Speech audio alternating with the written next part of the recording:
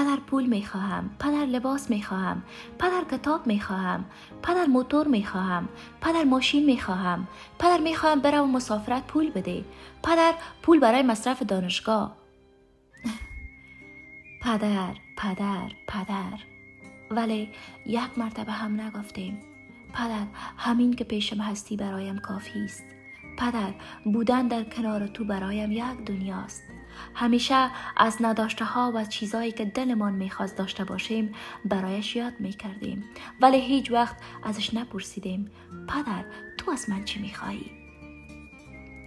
طفل که بودیم از ما میپرسیدن پدر خدا بیشتر دوست داری یا مادر خدا؟ میگفتیم هر دویشه. اصرار میکردن و میگفتن یکی را بیشتر دوست داری، آن یکی کدام است؟ ما هم با شرم و زیرلبی میگفتیم مادرم.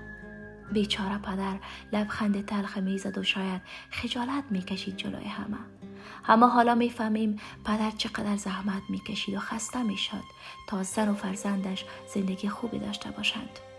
زنده باد همه پدران در قید حیات و شاد باد روح تمام پدران عزیز سفر کرده به شمول پدرجان عزیز خودم.